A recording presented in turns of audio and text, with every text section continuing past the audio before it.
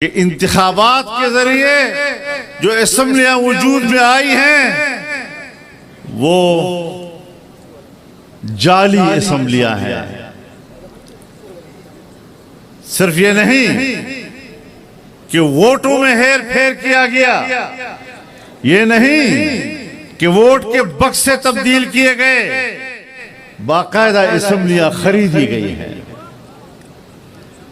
सिंध की असम्बली से लेकर ऐवान सदर तक का सौदा हुआ, लेकिन पाकिस्तान की वफादारी का मेयार कुछ और है। यहां मुल्क से वफादारी, अपनी मट्टी से वफादारी, इसकी कोई कदर कीमत नहीं है जब तक के आप एस्टेब्लिशमेंट के बूट नहीं चाटोगे। Shem Shem. बहुत मजाक हो गया है। मुल्क के अंदर जमहूरियत का खात्मा कर दिया गया है। असम्बलियों की नुमाइशी असम्बलियों के नाम पर जमहूरियत का लफ्ज इस्तेमाल हो रहा है। जमहूरियत मर चुकी है, जमहूरियत अपना केस हार चुका है। जमहूरियत और पीछे डिक्टेटर बैठा हुआ है।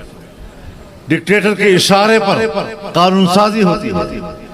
डिक्टेटर के इशारे पर वजीर आजम काबीना का इजलास बुलाता है। यहाँ पर इलेक्शन को कंट्रोल करते हैं फौज वाले, जब हुकूमत को कंट्रोल करते हैं फौज वाले, जनरल्स वो मुल्क को कंट्रोल करते हैं।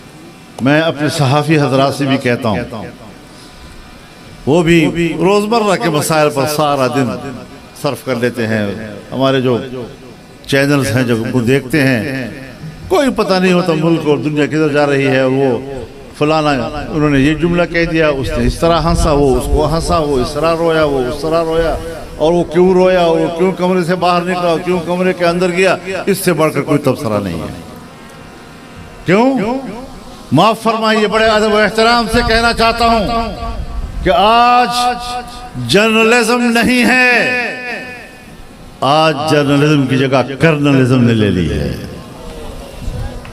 इदारे क्यों खराब हो गए, मुल्क की मईशत क्यों तबाह कर दी गई, और आज तमाम इदारे प्राइवेटाइज किए जा रहे हैं। अब आपका कराची एयरपोर्ट भी प्राइवेटाइज हो जाएगा, आपके जहाज भी, PIA भी, सब कुछ प्राइवेटाइज हो जाएगा। ये हालत यहां तक पहुंची क्यों? पहुंची नहीं, पहुंचाई गई है कि इंतखाबात के जरिए जो असम्बलियां वजूद में आई हैं वो जाली असम्बलियां हैं। सिर्फ ये नहीं कि वोटों में हेर फेर किया गया, ये नहीं कि वोट के बक्से तब्दील किए गए, बाकायदा असम्बलियां खरीदी गई हैं। सिंध की असम्बली से लेकर ऐवान सदर तक का सौदा हुआ।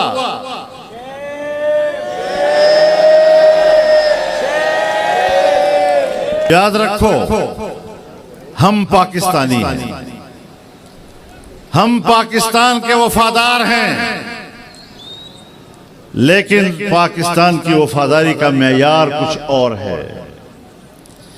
यहां मुल्क से वफादारी, अपनी मट्टी से वफादारी, इसकी कोई कदर कीमत नहीं है जब तक के आप एस्टेब्लिशमेंट के बूट नहीं चाटोगे।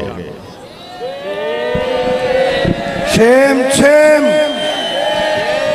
यहां अफसरशाही की नौकरी करनी पड़ेगी, एस्टेब्लिशमेंट की नौकरी करनी पड़ेगी, तब आपको पाकिस्तानी तस्लीम किया जाएगा। वरना मैं तो आज ये समझता हूं कि हमारे गुनाह क्या हैं, जरा हमें बता तो दिए जाएं।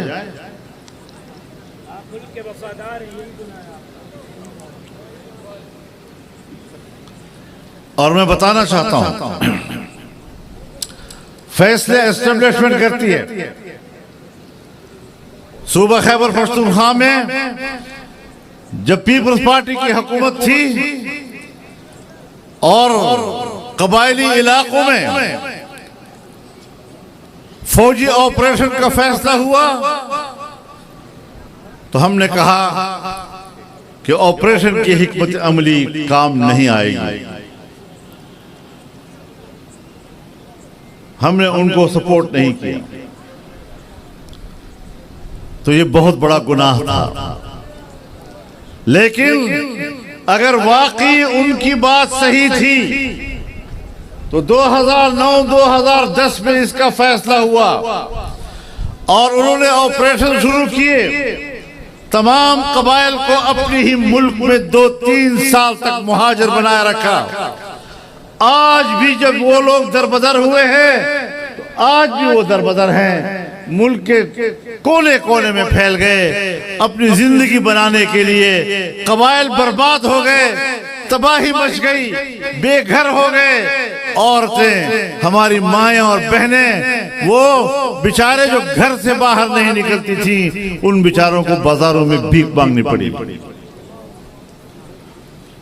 और आज पूछता हूं कि तुम्हारी वो हिकमत अमली जिसके तहत तुमने ऑपरेशन शुरू किए दहशतगर्दी के खात्मे के लिए, आज हम 2010 के बाद आज 2024 में हम बैठे हैं। क्या कबायली इलाकों में, बलोचिस्तान में, खैबर पख्तूनख्वा में, यहाँ तक के कराची में और सिंध में, क्या आज वो दहशतगर्दी जिसको तुम दहशतगर्दी कहा करते हो वो कई चंद ज्यादा हो गई है या कम हो गई है?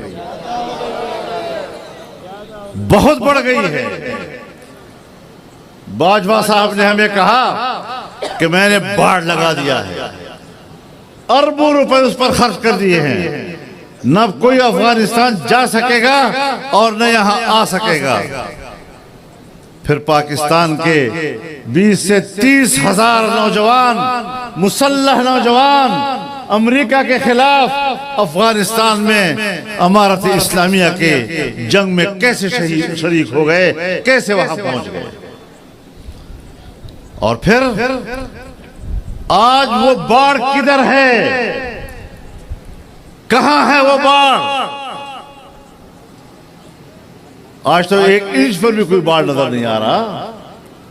वो अरबों रुपए किस बात पे खर्च किए। और आज जब अफगानिस्तान में अमारत इस्लामिया की हुकूमत कायम हुई तो वो पाकिस्तानी नौजवान मुसल्लह ग्रुप उससे कहीं बड़ी कुव्वत के साथ पाकिस्तान में वापस आ गए।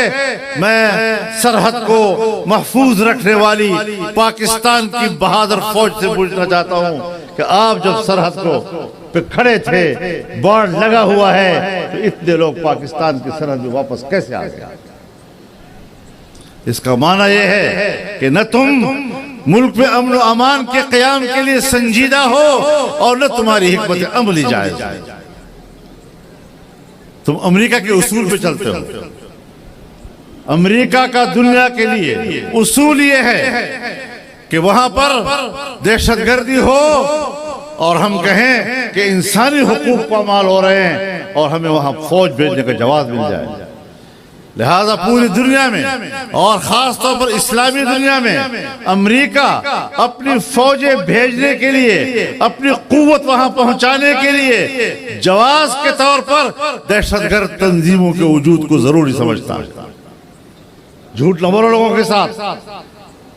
मुसलसल आपके रवैयों को हम देख रहे हैं। कब तक धोखा देते रहोगे इंसानियत को? और अमेरिका की खारजा पॉलिसी की असास दूसरी बात कि इस्लामी दुनिया के ममालिक को तोड़ो और छोटे छोटे ममालिक बनाओ ताकि उनके मफादात पर हम कब्जा कर सकें। तो फिर यही होगा कि फिलिस्तीन में मेरा फिलिस्तीनी भाई वो शहीद होगा, बारूद की आग बरस रही होगी। 7 महीने के अंदर वहां पर 45,000 हमारे बेगुनाह मुसलमान भाई, बच्चे, बूढ़े, खवातीन, बहनें, माएं वो शहीद हो जाएंगी, मलबों की तरह ढेर हो जाएंगी। लेकिन ये लोग अब इस काबिल नहीं रहे। हमारा हर इस्लामी मुल्क आज अमेरिका के कब्जे में है।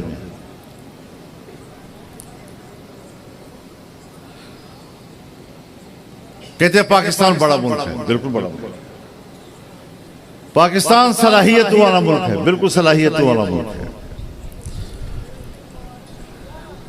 लेकिन पाकिस्तान हर चंद के सलाहियत वाला मुल्क है, वसाइल का मुल्क है, एक बड़ी फौज रखती है, लेकिन पाकिस्तान से तवक्को न रखी जाए जब तक ये एस्टेब्लिशमेंट पाकिस्तान की हुक्मरान है, सियाह सफेद की मालिक है। दुनियाई इस्लाम से कहना चाहता हूं कि पाकिस्तान से तवक्को मत रखो।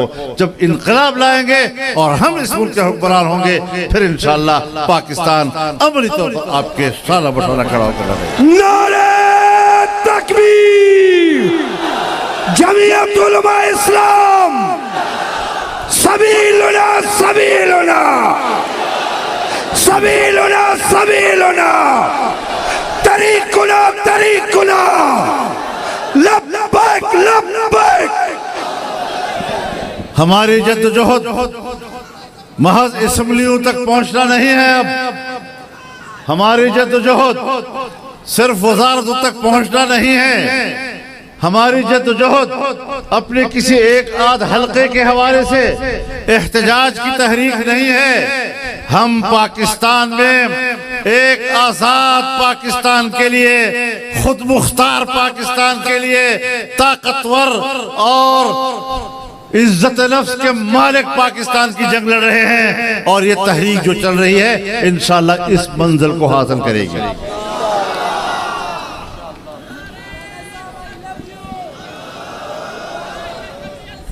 बहुत मजाक हो गया है। मुल्क के अंदर जमहूरियत का खात्मा कर दिया गया है।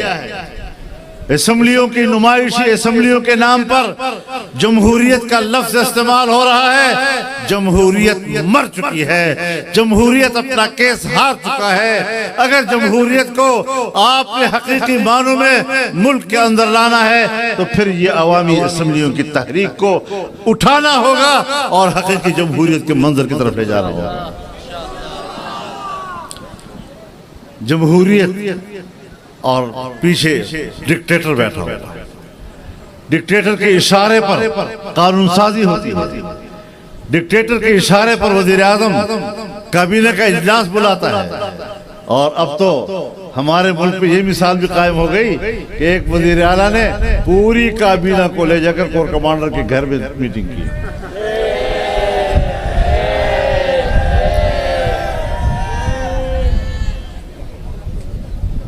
तो जहां पर इलेक्शन को कंट्रोल करते हैं फौज वाले, जब हुकूमत को कंट्रोल करते हैं फौज वाले, जनरल्स वो मुल्क को कंट्रोल करते हैं।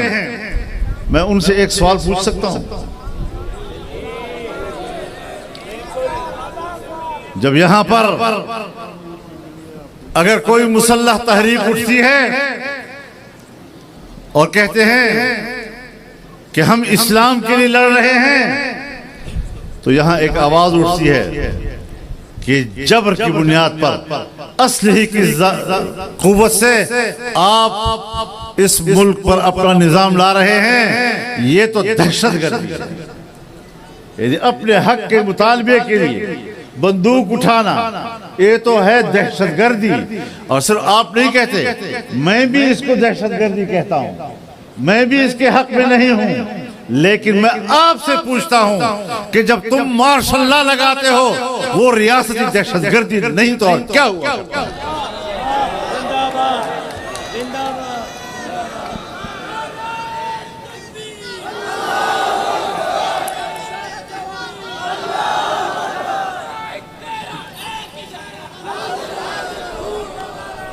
आप मुस्तकिल तौर पर पाकिस्तान की सियासत को कंट्रोल कर रहे हैं, और उसके सबसे बड़ी अलामत एपेक्स कमेटियां हैं। तहसील में कोई मीटिंग होती है तो आपका मेजर बैठता है। अगर जिले में कोई मीटिंग होती है आपका कर्नल बैठता है उसमें।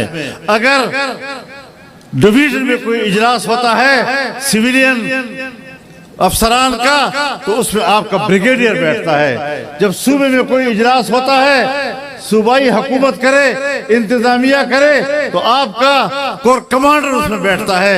विफाक की सतह पर हुकूमत का कोई इजलास हो तो फिर आपके एपेक कमेटी के नाम पर आर्मी चीफ बैठता है। आप बताएं कि आप सिविल इंतजामिया के तमाम फैसलों को हर सतह पर अपने कंट्रोल में नहीं रखते? ये क्या है फिर इसके अलावा? ये है क्या इसके अलावा? लिहाजा अब मसला सिर्फ इलेक्शन का नहीं है, पूरे तौर अतवार को तब्दील करना होगा।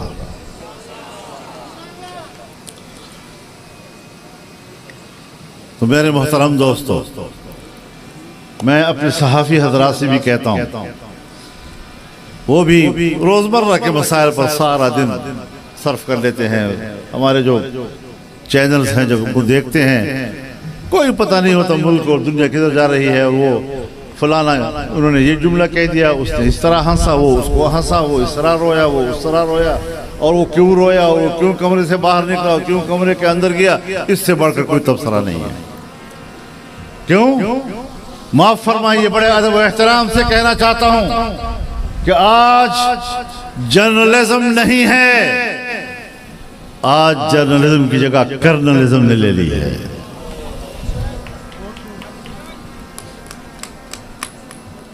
इस तिलिस्म को तोड़ना होगा और सही मानों में एक आजाद सहाफत को उजागर करना होगा, जो मुल्क के हकीकी मसाइल को एड्रेस करे।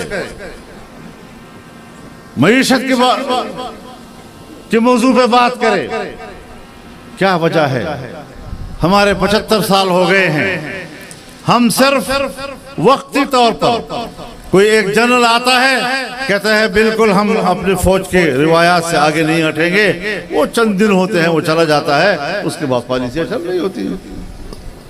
सिविल ब्यूरोक्रेसी में भी कोई अच्छा आदमी आ जाता है, दियानतदार आदमी आ जाता है, वो अपने दौर में 1 साल 2 साल तक अच्छा बेहतर कारकर्दगी दिखा देता है, वो चला जाता है। इदारे क्यों खराब हो गए?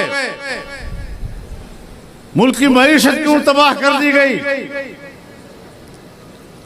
और आज तमाम इदारे प्राइवेटाइज किए जा रहे हैं। अब आपका कराची एयरपोर्ट भी प्राइवेटाइज हो जाएगा, आपके जहाज भी, PIA भी, सब कुछ प्राइवेटाइज हो जाएगा। ये हालत यहां तक पहुंची क्यों? पहुंची नहीं, पहुंचाई गई है, पहुंचाई गई है।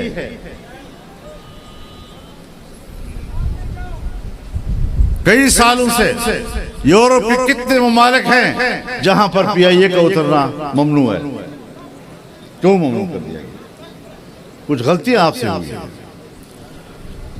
आज भी हमारा मुल्क जरी मुल्क होने के बावजूद गरीब आदमी आटे को रो रहा है, गंदम को रो रहा है, भीख मांग रहा है, भूख के मारे बिलबिला रहा है, बच्चा उसका भूखा है। ये हालत क्यों 75 साल तक आज हम नीचे चले गए हैं? लतीफ भाई ने कहा कि 45 लाख बच्चे सिंध में स्कूल में नहीं जा रहे, तो मैं उन्हें कहना चाहूंगा कि आपके पास अगर इलाज नहीं है तो इसका इलाज हमारे पास है।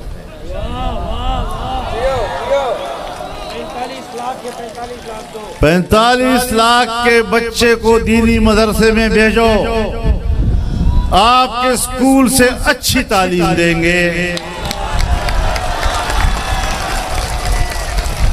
आपके बच्चे को मुफ्त तालीम देंगे, मुफ्त किताबें मिलेंगी, आपके बच्चे देहात से दूर पैदल जाए और वापस आए नहीं, हर बच्चे को हॉस्टल में मुफ्त जगह मिलेगी, मुफ्त बिजली मिलेगी और मुफ्त खाना मिलेगा। ले आओ दीनी मदरसों में ताकि वो तालीम हासिल करें। सवाल उठा रहे हो दिन रात, दीनी मदरसा ऐसा है और दीनी मदरसा ऐसा है, और दीनी मदरसे वाले लोग ये मेन स्ट्रीम का हिस्सा नहीं है। अपनी बात करो, तुम्हारे निजाम में क्या कोई पढ़ा लिखा पैदा हो सकता है? अक्सरियत उन पढ़े लिखों के सामने आती है जो पढ़ा लिखा जाहिल कहलाया करता है।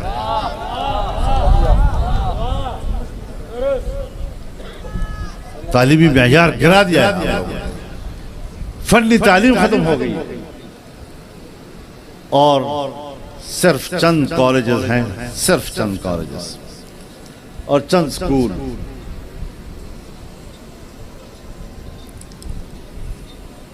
एचएसएन कॉलेज हो गया,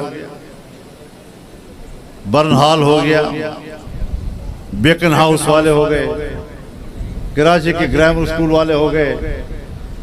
सब इन्हीं इदारों से निकलकर ये फौजी भी बनते हैं, सरकारी अफसर भी बनते हैं, ताजिर भी बनते हैं, कारोबारी तबका भी बनते हैं। आम स्कूलों में पढ़ने वाले बच्चे वो मुल्क पे कोई बड़ा किरदार नहीं अदा कर सकते। तो आज तक तुम अपने ज़ेर इंतजाम तालीमी इदारे के नौजवानों को इस काबिल नहीं बना सकते कि वो मुल्क का वजीर बन सके,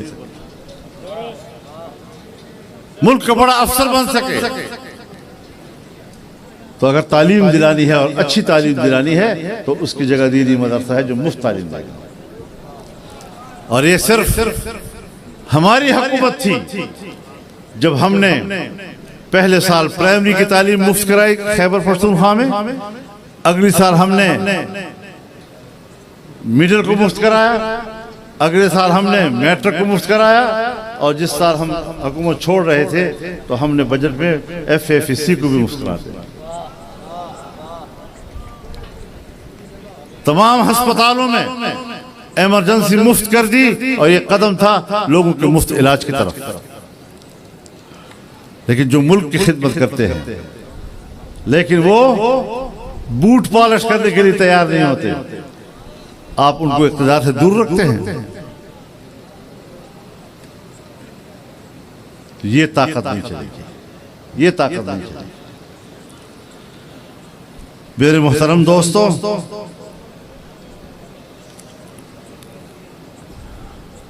पाकिस्तान के डिक्टेटरों की तारीख जो हमें मालूम है, जब एक जनरल ने मुल्क की इक़्तिदार पर कब्जा किया और सदर मुमलिकत बना, अपने चंद सालों की हुकूमत में उसने अपने 5 वज़ीर आज़म तब्दील किए। सियासी इस्तेहकाम नहीं होने देना मुल्क में। महल्लाती साजिशों के जरिए से इक़्तिदार बदलते रहे, रोजाना नया वजीर बदलता रहा और ये कहते थे कि हम तो इंडिया वाले हमें ताना देते थे कि वज़ीर आज़म, मैं तो दिन में इतने धोतियां तब्दील नहीं करता जितना पाकिस्तान वज़ीर आज़म तब्दील कर लेता है।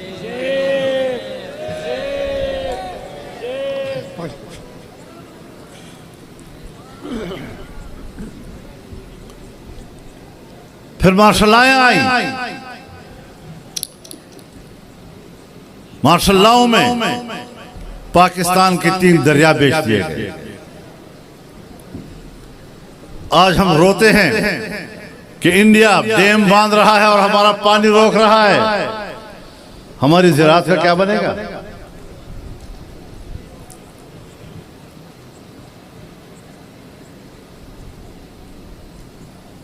71 तक मार्शल लॉ रहा, 77 में फिर मार्शल लॉ, 11 साल मार्शल लॉ रहा, 99 में फिर मार्शल लॉ और जब तक मुशर्रफ था वो मार्शल लॉ ही रहा। तो आपकी हुकूमतों ने मुल्क की इदारों को कमजोर किया। जब इदारे कमजोर होते हैं, कारकर्दगी कमजोर हो जाती है, नताइज कौम के सामने नहीं आ सकते, कौम उसकी सजा भुगतती है जो आज भुगत रही है। कभी गौर किया है इस बात पर कि मुल्क क्यों इतना पीछे चला गया है? एस्टेब्लिशमेंट से अर्ज करना चाहता हूं कि अपना वतीरा तब्दील करो। कहते हैं मुझे पता है मेरे कानून का दायरा क्या है, मैं अपने इख्तियारात के हुदूद को जानता हूं। मुझे यकीन है आप इख्तियारात के हुदूद को जानते हैं। और मुझे भी पता है कि आप इख्तियारात के हुदूद को जानते हैं, मैं इनकार नहीं कर रहा, लेकिन आप अपने इख्तियारात के हुदूद से जो तजावुज करते हैं वो उस हुदूद से कई गुना ज्यादा होता है।